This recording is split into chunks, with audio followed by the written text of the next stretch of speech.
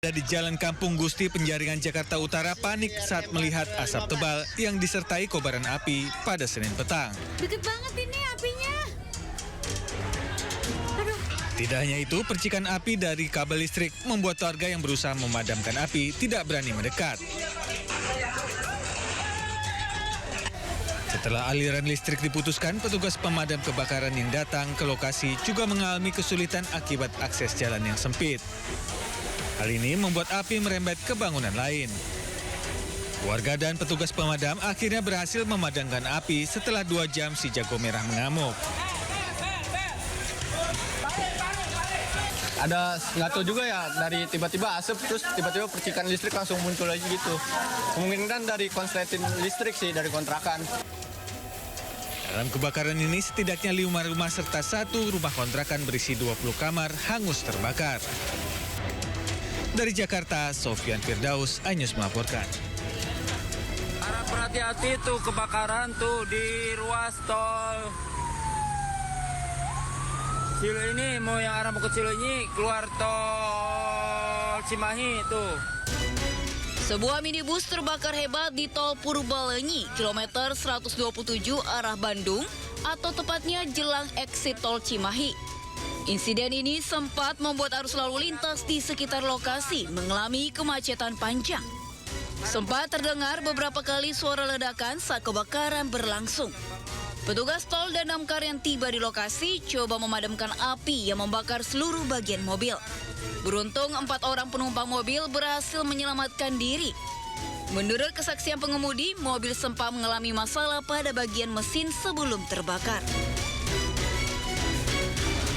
Mobil kopling los. Setelah itu si pengemudi meminggirkan mobilnya ke bahu kiri. Saat di bahu kiri mulailah percikan api di kap mobil depan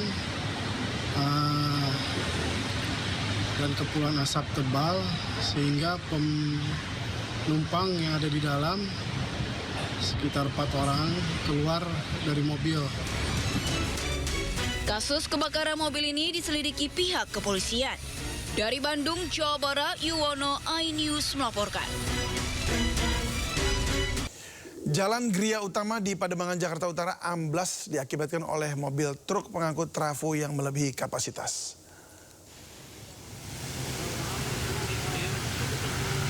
Jalur yang amblas tersebut lebih rendah kira-kira 50 cm dari jalur yang berada di sebelah kanannya. Sekitar jalan amblas sudah ditaruh kon jalan berwarna oranye sebagai penanda bagi para pengendara yang melintas. Sementara proses perbaikan masih berlangsung.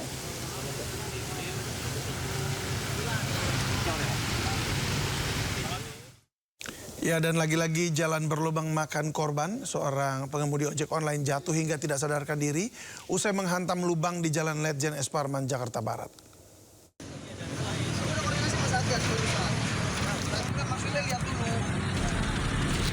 Kecelakaan terjadi di Jalan Layang Grogol, Jalan Ledjen S. Parman, Grogol, Petamburan, Jakarta Barat yang melibatkan pengemudi ojek online. Akibat kecelakaan ini korban tak sadarkan diri dan mengalami luka berat di bagian kepala. Petugas Kesehatan Provinsi DKI Jakarta yang tiba di lokasi memberikan pertolongan pertama kepada korban. Menurut saksi mata, Agus, korban yang hendak mengantarkan pesanan ini menghantam lubang yang cukup besar dan terjatuh hingga tak sadarkan diri. Lubang tidak terlihat saat malam hari, terlebih saat kondisi hujan sehingga sangat membahayakan para pengendara. Saat ini korban dievakuasi ke Rumah Sakit Sumber Waras Jakarta Barat untuk mendapatkan pertolongan medis. Dari Jakarta, Miftahul Gani, iNews melaporkan.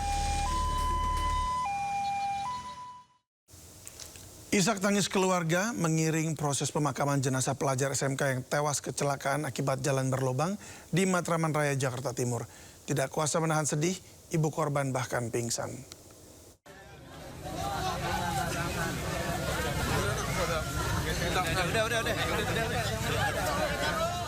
Jerit pilu keluarga terdengar saat jenazah Aldi Surya Putra, pelajar kelas 11 SMKN 34 Jakarta, tiba di rumah duka di kawasan Manggarai Utara, Tebet, Jakarta Selatan.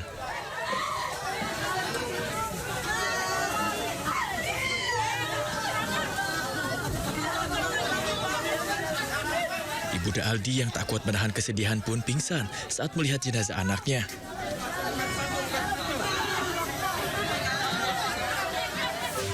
Usai disolatkan, jenazah Aldi pun langsung dibawa ke TPU Menteng Pulo Setiabudi, Jakarta Selatan untuk dimakamkan. Korban dihantarkan ke peristirahatan terakhirnya oleh keluarga dan teman-teman sekolah. Sementara polisi akan melakukan penyelidikan apakah ada faktor pidana atau tidak atas kasus kecelakaan yang melibatkan pelajar ini. Ya, ini masih dalam pendalaman. Artinya faktor kecelakaan lalu lintas itu ada faktor pengendara, ada faktor cuaca, ada faktor kendaraan tersebut, serta faktor sarana prasarana yaitu jalan. Nah, ini masih dalam pendalaman. Nanti apabila ada update dari penyelidikan dan penyidikan akan kami sampaikan pada rekan-rekan sekalian. Menurut keluarga, Aldi diketahui meninggal dunia setelah keluarga mendapatkan kabar sekolah bahwa Aldi kecelakaan dan meninggal dunia.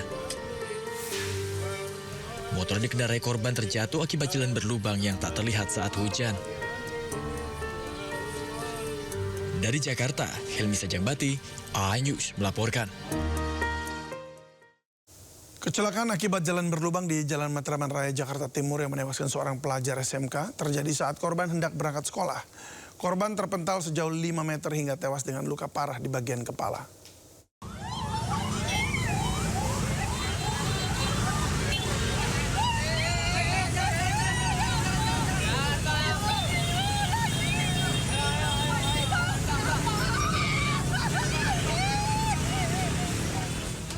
Aldi Surya Putra, seorang pelajar sekolah menengah kejuruan, meninggal dunia dalam kecelakaan tunggal saat berangkat ke sekolah mengendarai sepeda motor di Jalan Matraman Raya, Jakarta Timur, Senin pagi. Peristiwa ini terjadi saat arus lalu lintas di lokasi masih relatif lengang. Korban sudah tergeletak di jalan saat keluar dari gang menuju Jalan Matraman Raya. Sejumlah pengendara yang melintas menghentikan laju kendaraan lain untuk mencegah kecelakaan susulan. Diduga kondisi jalan yang tidak rata yakni lubang dan tambalan aspal menjadi salah satu faktor penyebab kecelakaan di lokasi tersebut. Akibat kejadian ini, arus lalu lintas di Jalan Matraman Raya sempat mengalami kepadatan saat petugas melakukan evakuasi korban dari lokasi kejadian. Dari pertama awal jadinya dia ikutin pelakabri 2, ikutin pelakabri ring-ringan. Mungkin di situ deh kencang, ingin dari lubang tuh, kena lubang, hilang keseimbangan, jatuh langsung, nusuk gini palanya. Lawan? Iya dong, diri. Yang putih ini bukan? Bukan. Dia kencang bawahnya. Jenazah korban kemudian dibawa ke RS Polri Kramat Jati, Jakarta. Kakak korban Aldo mengetahui peristiwa tersebut dari tetangga. Aldo mengatakan sehari-hari korban berangkat ke sekolah seorang diri naik sepeda motor karena ingin belajar mandiri. Setiap hari ya motor sendiri. Biasanya kan sebelum dia punya motor kan memang saya anterin. Cuman kan karena memang katanya dia mau mandiri, yaudah dia beli motor, akhirnya dia sekarang tuh kalau sekolah sendiri. Usai menjalani pemeriksaan oleh tim forensik RS Polri Kramat Jati, jenazah korban dibawa ke rumah duka di Jalan Manggarai Utara 2, Jakarta Selatan. Dari Jakarta, Rio Manik, Rizky Falufi, iNews melaporkan. Gubernur Jakarta Pramono Anung menyampaikan duka cita atas tewasnya seorang pelajar di Jalan Matraman Raya akibat jalan berlubang. Saya mewakili Provinsi DKI Jakarta turut berduka cita atas wafatnya Ananda Aldi Surya Putra, siswa SMK 34 Jakarta yang mengalami kecelakaan tunggal lalu lintas pada pagi ini. Kami sudah memantau hasil CCTV. Penyebab kecelakaan adalah jalanan yang licin dan berlubang, lalu dilalui dengan kecepatan yang tinggi. Agar hal serupa tidak terjadi kembali di Jakarta, saya sudah memerintahkan kepada Dinas Bina Marga, walaupun sampai dengan tanggal diperkirakan 18-19 itu curah hujannya masih tidak menentu, kadang-kadang tinggi. Saya sudah minta semua jalan-jalan yang berlubang untuk ditutup, walaupun bersifat temporary. Ya, untuk mengetahui seperti apa situasi terkini di kawasan Matraman, kita bergabung dengan Indra Setiabudi langsung dari lokasi. Indra, seberapa parah kerusakan jalan hingga saat ini?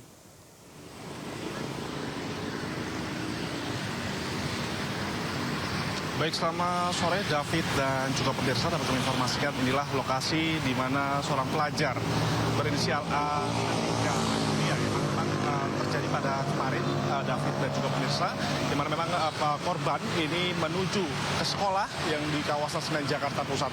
Adapun korban melaju dari kawasan Kampung Melayu menuju Senen, Jakarta, melintasi jalur tempat kami melaporkan di Matraman, tepatnya ini di JPO Jalan Kesatriaan, Jakarta Timur, David.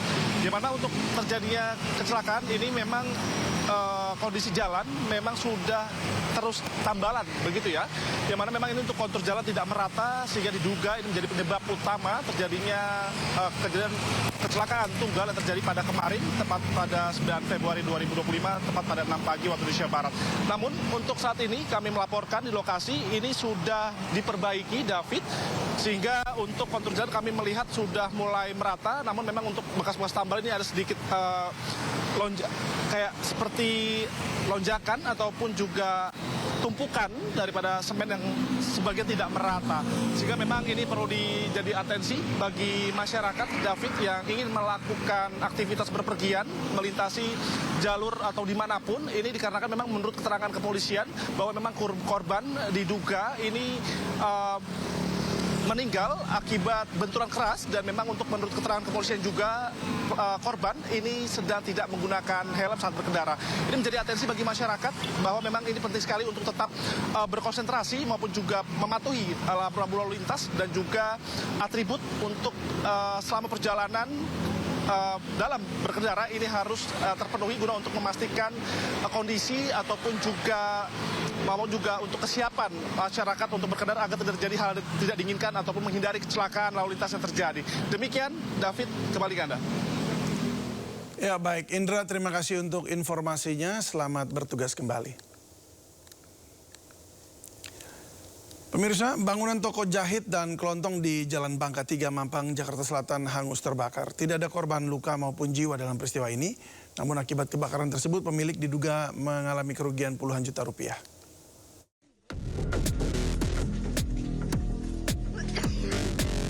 Warga panik saat kobaran api melahap toko penjahit dan kelontong di Jalan Bangka 3, Mampang, Jakarta Selatan, Selasa pagi. Api pertama kali muncul dari lantai 2 toko jahit yang juga dijadikan tempat tinggal. 19 mobil pemadam kebakaran dikerahkan ke lokasi. Sebagian mesin jahit bisa diselamatkan, sementara barang kelontong ludes terbakar. Penyebab kebakaran diduga akibat korsleting listrik. Di atas tempat tidur, kamar. Ini tempat usaha apa, Bu? Jahit sama toko, kelontong. Ada korban nggak, Bang? Nggak ada. Tidak ada korban, kerugian diperkirakan puluhan juta rupiah. Dari Jakarta Selatan, Helmi Sajakbati, iNews melaporkan. Rumah berlantai 2 di Bintara 1, Kota Bekasi, Jawa Barat terbakar. Api membakar lantai atas rumah yang sedang ditinggal penghuninya pergi.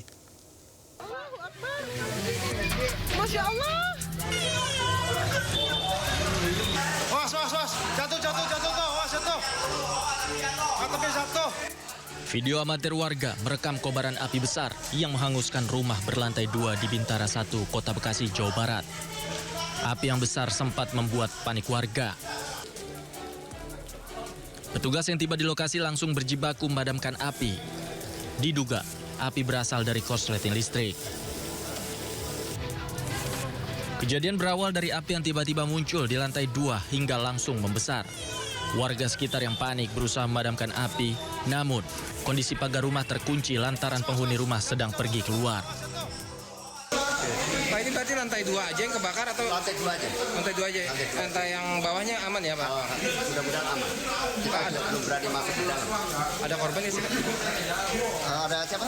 Korban nggak ada ya? Nggak ada. Kosong ya, kosong. Alhamdulillah. Kalau dari penyebab ini apa? Duganya apa, Pak? Korsleting listrik. 4 mobil damkar dikerahkan untuk membantu memadamkan api, sementara api berhasil dipadamkan 1 jam kemudian. Tak ada korban akibat kebakaran ini, namun kerugian ditaksir mencapai ratusan juta rupiah. Dari Bekasi, Jawa Barat, Rahmat Hidayat, iNews melaporkan. Kita ke informasi, puluhan rumah di Probolinggo, Jawa Timur terendam banjir bercampur lumpur. Banjir akibat sungai meluap setelah kawasan Gunung Bromo diguyur hujan deras. Ini Pak Tommy, depan rumah. Desa Dringu, Dusun Ngemplak, Gang Loang. Banjir bercampur lumpur ini terjadi di Desa Dringu, Desa Kedung Dalaim, Kecamatan Dringu, dan Desa Bayeman, Kecamatan Tongas, Kabupaten Probolinggo, Jawa Timur. Masuk ke pemukiman. Banjir terparah berada di Desa Dringu dengan ketinggian lumpur berkisar 10 cm. Sungai desa setempat meluap setelah kawasan Gunung Bromo diguyur hujan deras. Warga terdampak memilih bertahan di lokasi yang lebih aman. Usai banjir surut, selang 4 jam warga dan petugas membersihkan lumpur yang terbawa banjir. Dari Probolinggo, Jawa Timur, Hana Purwadi, Ainus melaporkan. Curah hujan tinggi sejak 2 hari terakhir menyebabkan Sungai Cilemer di Kabupaten Pandeglang, Banten meluap. Seorang anak yang hendak melakukan kitanan harus dibawa menggunakan perahu kayu ke tempat mantri desa melewati arus deras sungai.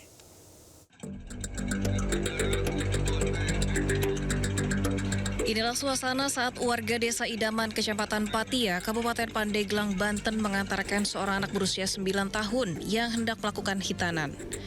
Ia harus dibawa menggunakan perahu kayu milik warga ke rumah mantri yang berada di desa lain sejauh 15 km. Hal ini dilakukan lantaran Sungai Cilemer meluap dengan ketinggian air mencapai 85 cm, merendam permukiman warga dan menutup akses jalan akibat intensitas curah hujan tinggi sejak 2 hari terakhir. Mau mengantar yang sunatan, jaraknya yang cukup lumayan jauh, sekitar 15 kilo dari Desa Idaman ke Desa Suryanen. Banjir kali ini adalah yang ke-9 kalinya sejak awal tahun 2026. Warga berharap pemerintah segera memberikan perhatian dengan membangun tanggul di bantaran Sungai Cilemer agar permukiman warga tidak terdampak banjir setiap kali hujan turun. Dari Pandeglang, Banten, Iskandar Nasution, iNews melaporkan. Sebuah forklift menabrak rumah warga di Jalan Raya Otonom Cikupa, Tangerang. Sopir forklift diduga mengantuk. Dan pemirsa, ini detik-detik di mana forklift menabrak rumah seorang ketua RW dan terekam CCTV. Forklift tiba-tiba oleng dan menabrak pagar rumah serta mobil yang terparkir di garasi. Sebelum tabrak rumah, forklift juga menabrak sebuah mobil. Tidak ada korban jiwa akibat kejadian ini.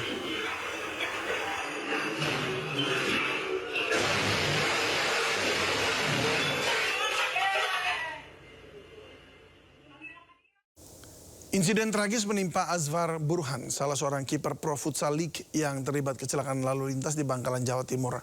Azwar langsung tewas di lokasi kejadian usai menabrak bus dari arah berlawanan, sementara adik korban terluka berat.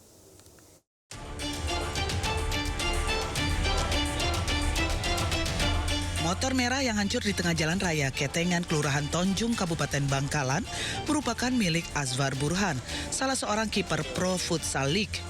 Peristiwa kecelakaan ini terjadi saat Selasa pagi pada pukul 5 dini hari. Motor dikemudikan oleh Azwar dan ditumpangi oleh adiknya. Tubuh Azwar langsung terkapar di lokasi bersama adiknya setelah terlibat tabrakan adu banteng dengan kendaraan bus. Korban Azwar Burhan melaju kencang dari arah barat dengan menaiki sepeda motor dan berboncengan dengan adiknya. Namun saat melewati jalan raya Ketengan, lokasi kecelakaan, laju motor tiba-tiba saja masuk ke jalur kanan. Sementara pada waktu yang bersamaan, melaju pula sebuah bus peziarah menuju Bangkalan Kota. Benturan keras pun tidak bisa dihindari. Korban dan adiknya langsung tergeletak di tengah jalan, sementara motor korban rusak berat. Warga yang berdatangan ke titik tabrakan menemukan korban Azwar Burhan sudah meninggal dunia. Sementara satu korban lainnya luka berat. Keduanya pun segera dievakuasi ke RSUD setempat. Almarhum Azwar Burhan menaiki motor menuju Kota Malang hendak bergabung bersama dengan rekan-rekan satu tim futsalnya yang akan menjalani pertandingan tour away ke Kota Pontianak, Kalimantan Barat. Bus yang berjalan dari arah timur ke barat, kemudian sesampainya di lokasi berbenturan atau mengalami kecelakaan dengan kendaraan roda 2 atau sepeda motor inisial AB jenis kelamin laki-laki yang berjalan dari arah barat ke timur. Akibat peristiwa tersebut, pengendara roda 2 mengalami atau meninggal dunia. Kemudian peristiwanya sudah ditangani oleh unit Gakum Satlantas Polres Bangkalan. Almarhum Azwar Burhan diketahui merupakan kiper utama tim unggul FC, klub futsal asal Kota Malang yang ikut berkompetisi di Pro Futsal League, Liga Futsal Profesional. Atlet futsal asal Bangkalan ini dikenal sebagai pemain muda bertalenta yang sudah terlihat menonjol bakatnya sejak masih duduk di bangku sekolah SMA. Namun kecelakaan lalu lintas mengakhiri karirnya lebih cepat. Selamat jalan, Azwar Burhan. Proses pengiriman makan bergizi gratis MBG di wilayah pelosok tidak semudah di perkotaan. Di Bangkalan, Jawa Timur, para siswa dan guru harus menjemput dan menenteng sendiri tumpukan kotak MBG karena akses jalan tidak memadai.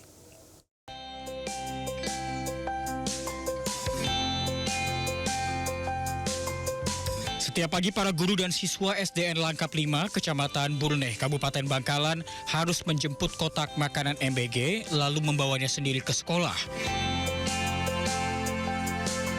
Bukan karena mobil pengirimannya mogok di jalan, tetapi karena jalan akses menuju sekolah yang tak bisa dilewati mobil serta jalanan kampung yang sempit. Meski begitu, para siswa tetap antusias, bahagia menyambut kedatangan MBG. Tiap hari ngangkut MBG itu ya? Iya.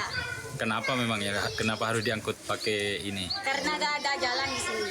Enggak, jalan masuknya kecil. Iya. Tapi enggak capek ya tiap hari jemput MBG begitu? Capek sih, tapi senang. Oh, kalau menunya gimana? Enak apa enggak gitu? Enak. Tiap hari seperti itu deh? Iya.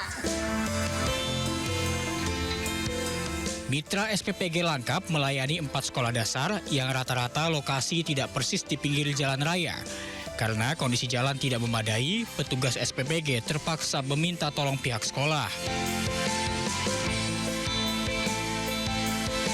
Ngangkutnya memang sampai guru sama siswa SD, murid semuanya ngangkut, ikut bantuin ngangkut. Karena memang medannya tidak ada jalan, akses jalan ke sekolah tersebut. Tapi nggak ada masalah untuk pengantarannya? Tidak ada masalah, alhamdulillah. Kita tetap semangat. Hanya persoalan jalan akses yang tidak mencukupi itu? Ya, betul. Para siswa dan guru berharap pemerintah kabupaten setempat bisa melakukan perbaikan dan pelebaran jalan menuju sekolah agar aktivitas serta proses belajar mengajar mereka tidak terhambat. Dari Bangkalan, Madura, Taufik Syahrawi, iNews melaporkan. Tragedi bocah SD mengakhiri hidup di Ngada, Nusa Tenggara Timur, ungkap fakta pihak sekolah, pungut biaya 1,2 juta rupiah. Sementara Menteri Pendidikan Dasar dan Menengah menyebut keluarga anak tersebut telah menerima bantuan program Indonesia Pintar.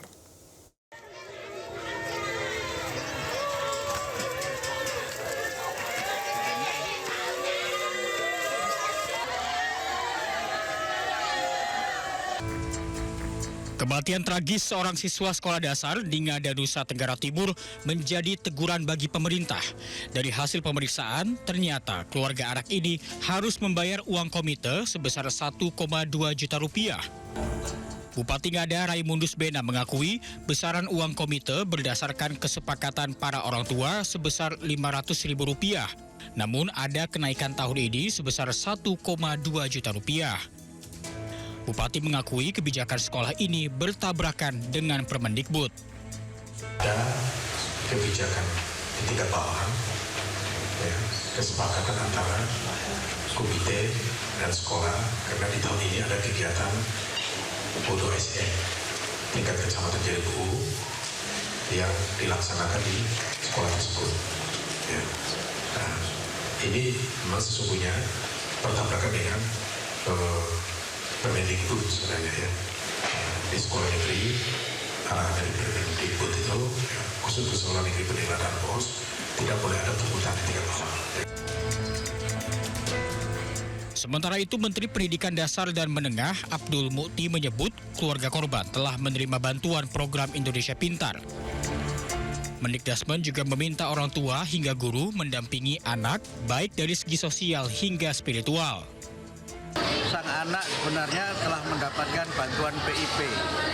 Dan bantuan PIP itu telah diaktifasi, yang itu berarti sudah diambil dananya bagi para guru dan orang tua serta masyarakat pada umumnya untuk lebih memberikan perhatian dan pendampingan kepada anak-anak, terutama adalah pendampingan yang bersifat sosial dan spiritual.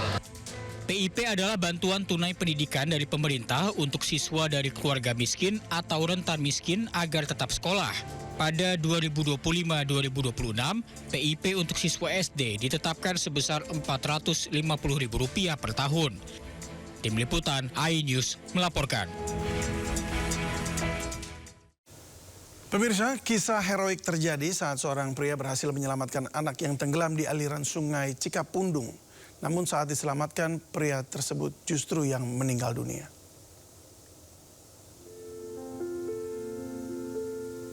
Ya, beginilah situasi saat sejumlah pria menyelamatkan satu anak yang tenggelam di aliran sungai Cikapundung, Batu Nunggal, Bandung. Seorang pria terlihat mengangkat anak dan menanyakan kondisinya. Namun siapa sangka, usai memastikan kondisi anak pasca diselamatkan, pria tersebut justru malah tersungkur. Karena masih ada anak yang belum ditemukan, tak ada yang sadar jika pria tersebut tersungkur dan meninggal dunia. Berdasarkan informasi warga, anak-anak bermain di aliran sungai menyebabkan beberapa di antaranya tenggelam. 2 anak berhasil menyelamatkan diri.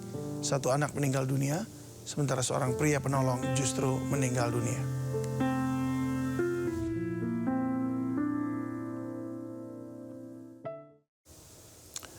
Seorang guru jadi korban penganiayaan orang tua murid karena menegur siswanya. Tragisnya, orang tua murid datang membawa senjata tajam.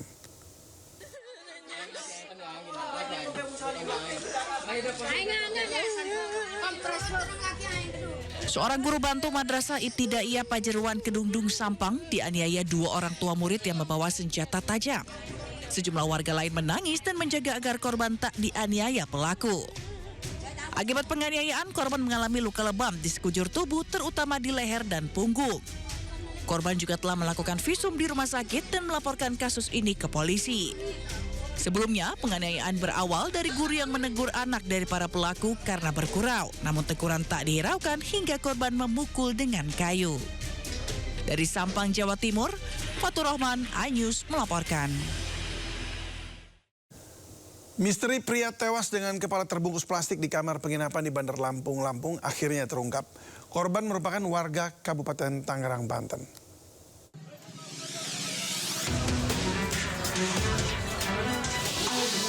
Identitas korban berhasil diketahui setelah petugas melakukan identifikasi menggunakan alat Inavis Portable System atau IPS. Berdasarkan hasil identifikasi, korban kelahiran Jakarta berusia 61 tahun beralamat di Desa Paklonan Barat, Kecamatan Kelapa II, Kabupaten Tangerang, Banten.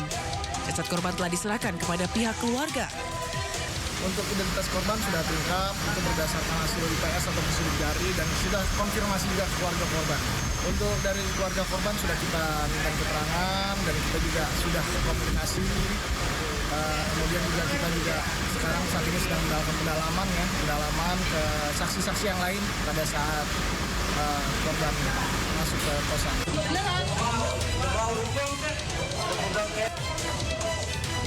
Sebelumnya, penemuan jasad seorang pria dengan kepala terbungkus plastik dan dilakban di dalam kamar penginapan di Labuan Ratu, Bandar Lampung menghebohkan warga sekitar. Dari Bandar Lampung, Andres Avandi, iNews melaporkan. Sesosok jasad bayi yang baru dilahirkan ditemukan terbungkus kantong plastik berwarna merah di dalam selokan saluran air Jalan Batu Tulis 4, Gambir, Jakarta Pusat pada pagi tadi. Diduga bayi berjenis kelamin laki-laki yang baru dilahirkan itu sengaja dibuang oleh orang tuanya untuk menutupi aib keluarga karena hamil di luar nikah.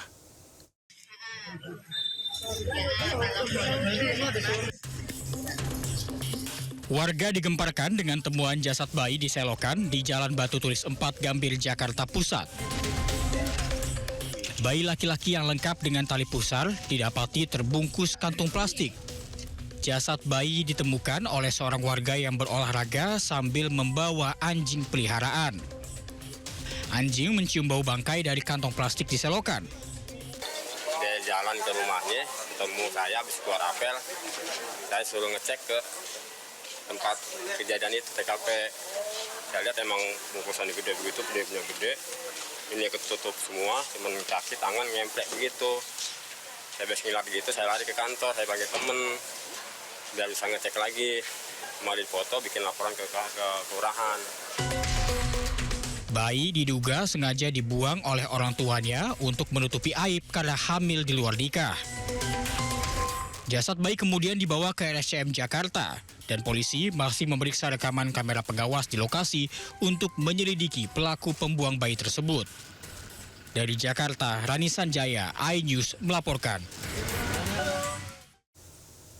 Keributan antar tetangga berujung penganiayaan terjadi di permukiman warga di Jalan Dahlia 3 Cengkareng, Jakarta Barat.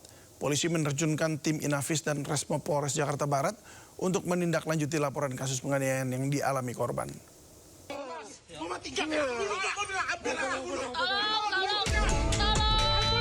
Seorang pria dianiaya setelah menegur tetangganya yang memainkan alat musik drum di Jalan Dahlia 3 Cengkareng, Jakarta Barat. Beberapa orang mencoba melerai, namun penganiayaan tetap terjadi. Polisi yang mendapat laporan langsung melakukan olah tempat kejadian perkara. Konflik berawal dari keluhan warga yang terganggu suara drum selama berbulan-bulan.